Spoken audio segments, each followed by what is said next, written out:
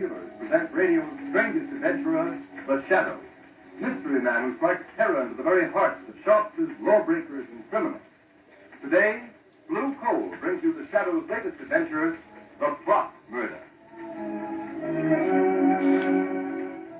In just a moment, The Shadow's exciting adventure will begin. Meanwhile, I have something important to tell all you homeowners. During this treacherous winter season, you can protect your family's health by burning blue coal. For Blue Coal's harmless blue coloring is your guarantee of clean, uniform, healthful heat all winter long. Blue Coal saves you money, too, for it burns steadily, completely, down to a fine, powdery ash. So next time you're buying fuel, ask for Blue Coal by name. It's Pennsylvania's finest anthracite. Order a trial ton with your nearest Blue Coal dealer tomorrow.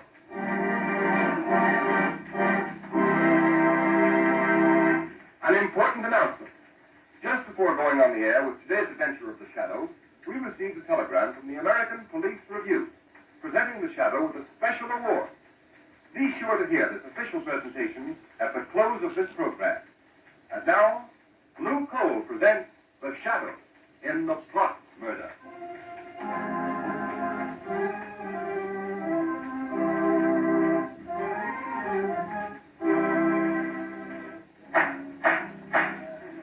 Captain Hines, read the findings of this court-martial.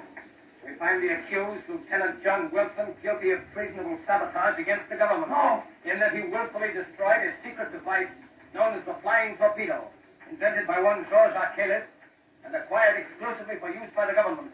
Has the prisoner anything to say before sentence is pronounced? Yes.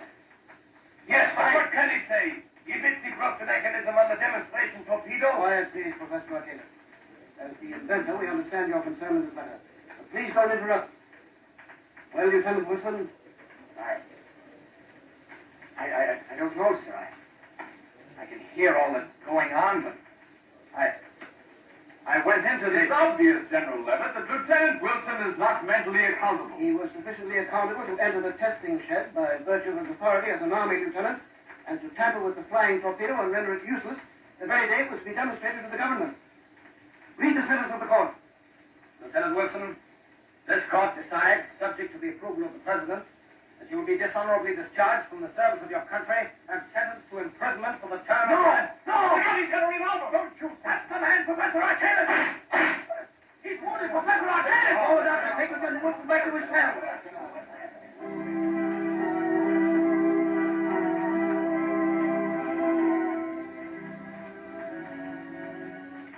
Preston, I tell you, John Wilson can't be guilty. He just can't. Why not, Margaret? After all, traitorous Army officers are not unknown to history. Yes, but the peculiar way John Wilson talked on the stand makes me think there's something strange about the whole thing. He acted, well, almost like a man in a trance. Lamont, just what is this flying torpedo he's supposed to have tampered with? That's what its name implies, a sort of aerial torpedo filled with high explosive flying under its own power. Once it's launched into the air, instead of flying a predetermined course, its direction can be guided by radio beams from an observation plane flying high above it. Oh, I see. Imagine its tremendous effectiveness in warfare, deadly accuracy of hitting even a fast-moving target like a troop train or a supply ship. Sounds tremendously important. Who invented it? This man Archelis, who was demonstrated last week at the proving grounds for a large delegation from the capital. Besides being members of the War Department, a great many high officials in other branches of the government were to attend the test. Well?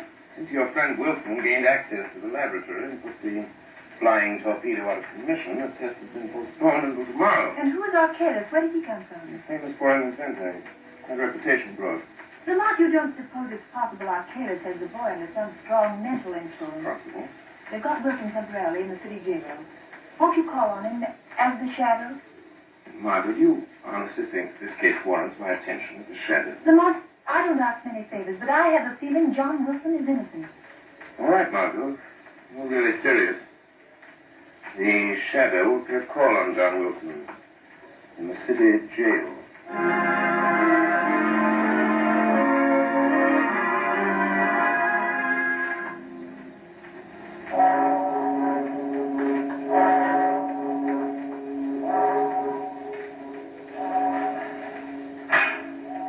Lieutenant Wilson is in that last cell, Professor Archelis. Thank you, Bob. These spots that General Levitt gave me. So you take it, or do I keep it? And you better keep it, sir, in case you want to use it again. Yes, that's right. You'll have to talk to Wilson through the bars. No one's allowed in his cell. Thank you. I have no desire to go in. I already have one arm in a sling due to the young man's temper. There's only one or two questions I want to ask him, then I leave. Well, who is it? You! Don't get excited, Lieutenant Wilson. I only came to tell you that you are a much better mechanic than a marksman. Your bullet only injured my arm. I'm only sorry I didn't Kill me? The only way you can break the spell I have over you, isn't it? To kill me. Will somebody come? Look in my eyes. No. Look. No, I won't. John Wilson. Look in my eyes. No! Look in my eyes, Wilson. That's right. Now repeat after me. I destroyed the torpedo. I destroyed the torpedo. Say it. I destroyed the torpedo. Sabotage against my country. Sabotage against my country. I am guilty. I am guilty. And that is all you remember. Are you sure that's all he remembers? Professor Arcalis? Who said that? Guard. You are there? No, not the guard, Professor. He's waiting at the end of the passage. You hide somewhere. In the next cell, perhaps. No, I'm here. In the shadows, Professor Arcalis. Perhaps you've heard of me. Who are you? The Shadow. The Shadow? Help me.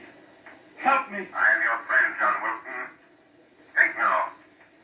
Concentrate. What is it you're trying to remember? It's that torpedo. Dangerous. Wilson, keep quiet. Steady now. Think. Think. You can break through this spell. I tried to make them understand that. I destroyed the torpedo. I command you to stop. John, your friends believe in you. They're trying to help you. Wilson, what have you committed? Sabotage against my country. I am guilty. I am guilty. Oh, Mr. Shadow, whoever you are, you see, You have a powerful spell over the boy, Professor. But there is a way to break it.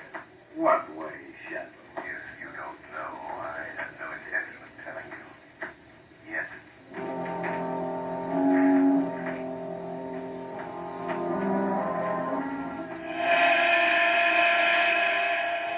Margot Lane. Margot Lane, stand by.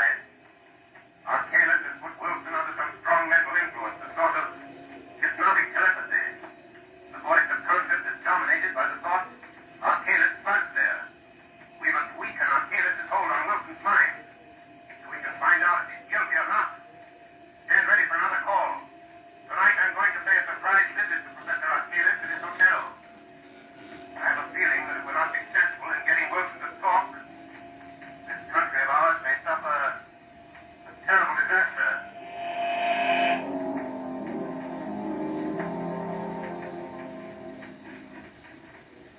Fire up, lock the door. All right. Did anyone follow you here to the hotel? No one, Professor Arcalis. Good. The test will take place tomorrow? Yes, at 3 o'clock. The War Department is so convinced your invention will render any nation possessing it invincible that the high command of both the Army and Navy are to be there to witness the test. The president, too? Yes, the President and the Vice President expect to attend, together with the Secretary of War and the Secretary of the Navy. They've fallen into my trap. They'll be blown off the face of the earth just as I planned. I'll be sure you make a final inspection before the torpedo is taken out of the ground and see that the steering mechanism is set. I understand. But since I am your chief assistant, they might ask me to go along with them. No, they won't have fixed that. Their bungling army mechanics think they understand the flying torpedo perfectly. So to satisfy their pride, I've let them take complete charge of the demonstration. Good. Don't worry, Barr. And afterwards? Afterwards, with the guiding brains of the nation wiped out at a single stroke, the country will be thrown into confusion, disorganized. So we have nothing to fear. I see. There are only two things that bother me slightly, though. Lieutenant Wilson, for one. Wilson? Did he really discover the secret trick of the steering mechanism? Yes, he knows what we intend to do and how we intend to do it. You should have disposed of him at once. I thought of that. I was afraid it would arouse suspicion. But I'm keeping Wilson under mental hypnotic control until it's too late for him to stop us. Wouldn't it be better if he was dead? Perhaps. I can still visit him at the prison. And what is the other thing that bothers you, Professor? Only a shadow, Banner. But I'm not quite sure of the extent of its power. A shadow? Don't worry, I think I can take care of it, too. Listen. What is it? I thought I heard footsteps outside in the hall. Go look. There's no one here. All is empty. Must be my nerves. I'll be glad when this is all over. Our escape is taken care of. Yes, the freighter will be waiting for us at South Pier. But go now, Carl. And success to you. Good night, Professor. Good night, Barr.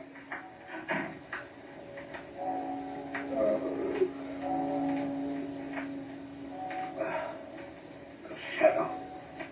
If I can't put my willpower against the shadow, then I deserve to lose. And I've never... Good evening, Professor Archaeus. You? Shadow, you've come. Yes, Professor. Why do you hold Lieutenant Wilson in a hypnotic spell, Professor? I don't know what you're talking about. We shall see. And now I have something else to tell you. What? Wilson knows something about you, Professor. And I'm going to find out what it is. All right, Shadow. You know a little, but you'll never learn more from Wilson. No one can break the spell, not you, nor all your childish magic. You forget. Greater magic, Archaeus. What? Death. Death? Yes, it's on the way, Professor. But I can promise you this. If any blood is shed, it will be yours. Not the Shadow's.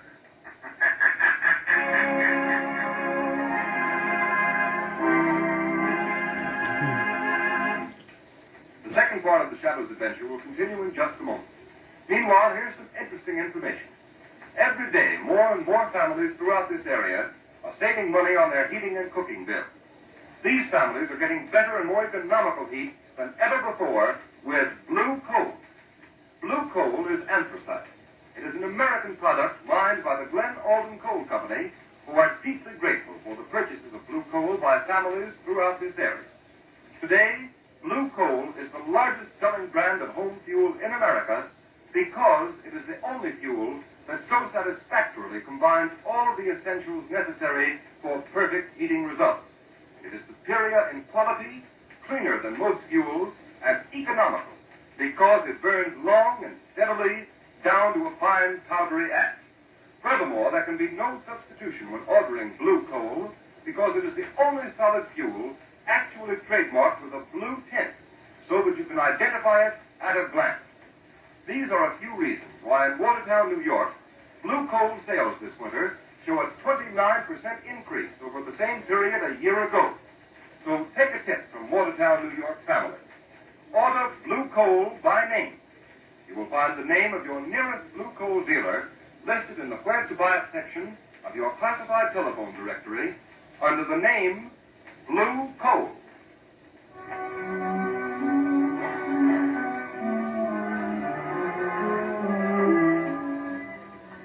I tell you, General Levitt.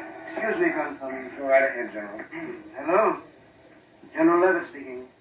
Oh, yes. Good morning, Captain Hines. That's fine. You have the flying torpedo loaded and ready for the demonstration? Good. I'll expect a report. Sorry I can't be with you. Good night. Now, Cranston, to get back to this Lieutenant Wilson, I don't see what I can do. There may be some desperate plot at the bottom of this. Wilson acts as if he didn't put under some powerful hypnotic spell. He might know something about this flying torpedo that You ought to For know. heaven's sake, Cranston, I haven't time to listen to any such drivel. I know you're a very agreeable young man and you mean well, but you're letting your imagination run away with you.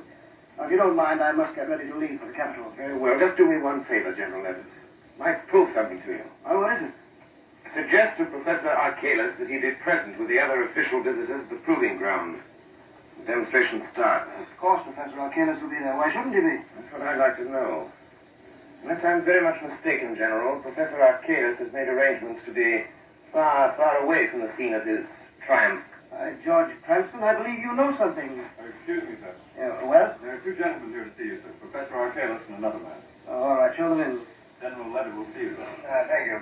I'm sorry to interrupt you, General Levitt. That's all right. This is Mr. Cranston, Professor Archalis, and Mr. Barlow. How do you do?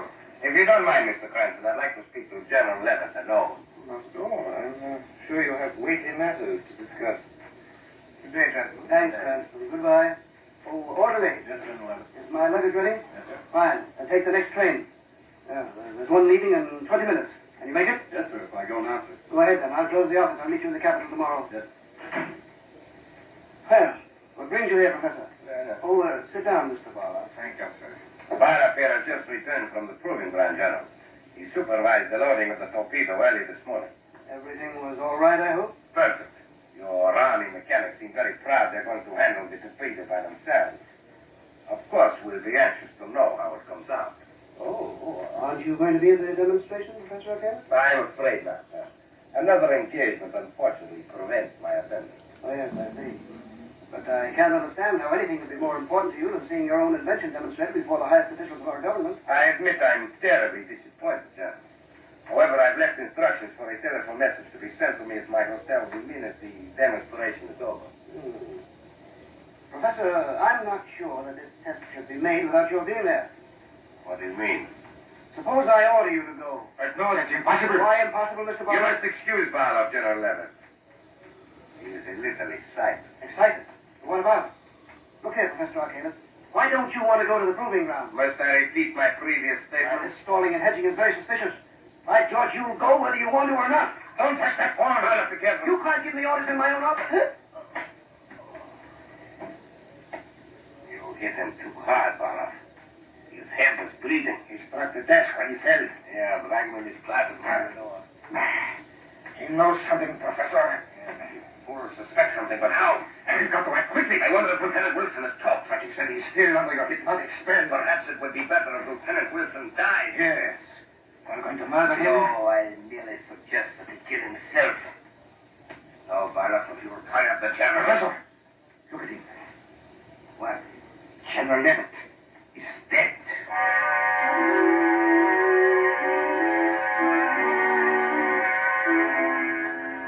No. General Levitt's office, Margot. No one seems to be here, Lamont. Oh, that's odd. General was here less than an hour ago. General! General Levitt. Look, here on the corner of the desk. Blood. Word to Commissioner Weston at once. Tell him something has happened to General Levitt. Yes, anything else? Yes, tell him to send a squad of men to South Pier. I overheard Professor Archalis and Barlow talking about meeting on a freighter there. Where are you going? I'm going to the jail. I'm going to make one more desperate attempt to get John Wilson to talk. We've got to find out what this is all about before it's too late.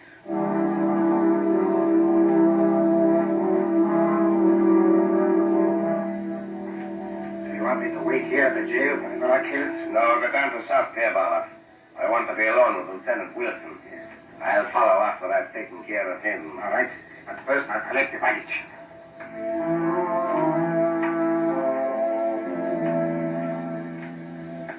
But you remember only this, Lieutenant Wilson.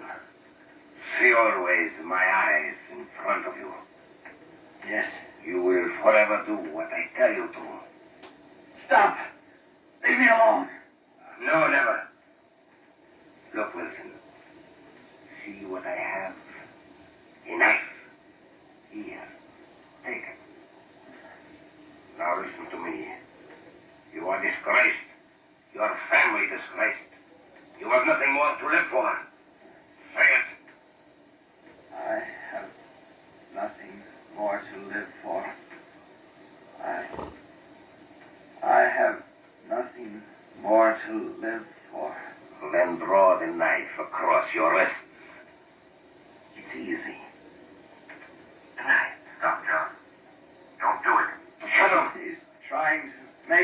away from me, Wilson. I've got you. Get by going, the you arm. uncareless. Did you feel the knife yourself? Yes, you cut me, you fool. Your blood is being shed, Professor. Remember what I told you? Let me out of here. Let me out. He's gone, Jones. Something's happened to me. I feel like I can talk now. Then talk. Tell me what you know. Arcalis is spell as weak as that. I can't see you. I don't know who you are, but you've got to help me. I first suspected Arcalis and his crowd when I saw that the steering mechanism of the flying torpedo had an extra attachment. Extra attachment? Yes, you see, the flying torpedo is supposed to be steered by radio beams from an accompanying plane. But this extra attachment I'm talking about would render the radio beams ineffective. In other words, the rudder is set so the torpedo will fly in a complete circle and come back and strike the point from which it was sent, like a boomerang. If it does that in the demonstration today, it will wipe out all the important government officials. Yes, that's their plan. Just as I made the discovery, Arcalis came into the workshop. I accused him that he put me under this spell. I tried to talk, but I couldn't. Never mind that.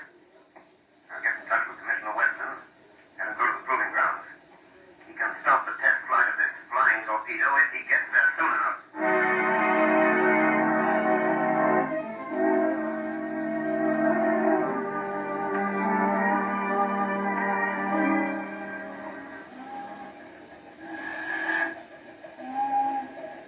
What's the idea of having us wait around here at the South Pier? There don't seem to be anything stirring. Who are the guys we're supposed to pick up? Two birds by the name of Professor Arcalis and Barloff. Foreigners, eh? Yeah, What are they going to do, make a getaway? I don't know. Commissioner Weston just said to make sure we got them, that's all. If it had been that important, don't you think the commissioner would have come down here himself? Well, he was coming, but he got a last-minute call to go over the place where they're trying out that new flying torpedo. Oh, yeah, I read about that. All these inventions. Well, I'll be coming down the dock. Hey, you.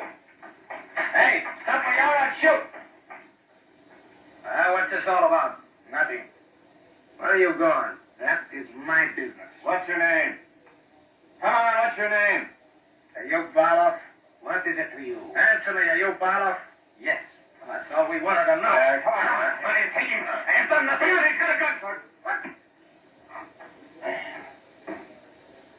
I'm sorry, Sergeant. I had to do it. That's okay. This Arcalis will probably be along in a minute. Put this boy behind those tills. We don't want Arcalis. Hey, look out. Here comes another guy down the dock. All right, quick. Behind this piling here. Get Someone someone else be Arcalis. Yeah, I guess. Professor Arcalis? Who are you? The police. They want to ask you what... Well, you can't get me to talk. You'll never make... Look out, Sergeant. He's got a gun there. Drop that gun, Arcalis. Make me the police can touch me. You asked for it. Oh, you nailed him, Sergeant. He get you? Oh, I'm okay. Here comes the parole. Must have heard the shots. Oh, they didn't have time. Oh, Commissioner Weston? Yes, Sergeant. So you got our man? Yep. Is he dead? I don't think so, sir. Well, Arcalis, maybe you'll talk. Never talk. Commissioner Weston. Shadow, what are you doing here? We can't waste time, Commissioner. Did you stop the test of the flying torpedo? Yes, but... Good. Commissioner, you've saved the lives of thousands of spectators. To say nothing of some of our highest government officials. Then it was you. Yes. Yes, I had a friend of mine call you. And now, Professor Arcalis. And here's the story. You haven't much time. I know. I'm dying, Shadow. It was a plot against our national defense, wasn't it? It was. Who employed you to do it? That I won't tell you.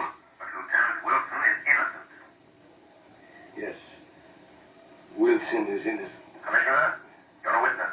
Lieutenant Wilson is clear. Yes, Shadow. And what about General Levitt? Barloff killed him. Where is Barloff? We got him behind these boxes. How?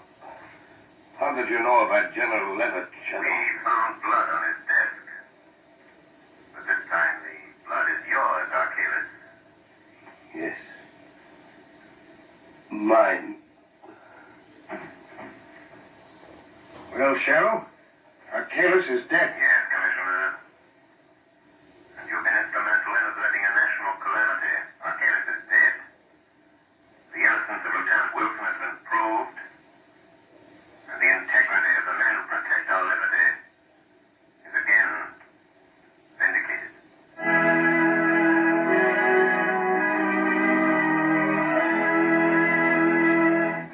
And now here is John Barclay, Blue Coal's heating expert, with helpful heat heating hint for you. Thank you, Ken Roberts. Good evening, friends. I've received numerous letters from homeowners asking what they can do to prevent chimney loss, wasted heat that goes up the chimney instead of through the pipes of your heating system. It is really a simple matter to prevent this, and you will save money on your fuel bills, too. The next time you refuel the fire, move the handle of the turn damper, that plate-like damper inside the smoke pipe, 1/16 of an inch toward the closed upright position. Then, if the fire still burns too freely, close the turn damper another 1/16 of an inch. Repeat this operation until you've found the correct adjustment. Once you've found this ideal adjustment of the turn damper, mark the position on the smoke pipe with a piece of chalk or something that can be plainly seen. Then leave the damper set at that mark. Remember, the nearer the turn damper is set to a closed position, the smaller the chimney loss and the greater the volume of useful heat. If you follow the suggestions that I give you every Sunday on this program, they should enable you to heat your home with the utmost efficiency and economy. However, if you're experiencing trouble with your heating plant, call your nearest Blue Coal dealer and ask him to send a John Barclay trained serviceman to your home to inspect your furnace. This service is free to all Blue Coal customers. I thank you. Thank you, Mr. Barclay. And here's the official telegram advising of the award the American Police Review has made to the Shadow program. Quote, "The American Police Review salutes the producers and sponsors of the Shadow for their contribution to the cause of better law enforcement. 13,000 police executives throughout the United States read the review. So our purpose is to help them find the best tools and methods to combat crime. The editors of the review have turned a critical ear toward the Shadow program for some time and are gratified to note that your presentation of police roles truly reflects the intelligence and character of the high type of police officer now found throughout the land. We therefore take pleasure in presenting to you the American Police Review Certificate of Award for Distinguished Service to the Cause of Better Law Enforcement. Signed, J. Norval Birch, editor of the American Police Review, Chicago, Illinois."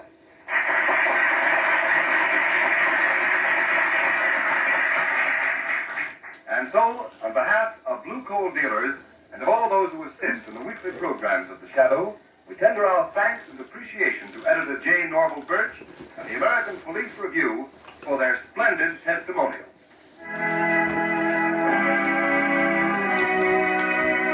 You have just heard a dramatized version of one of the many copyrighted stories which appear in the Shadow magazine. All the characters and all the places named are fictitious. Any similarity to persons living or dead is purely coincidental.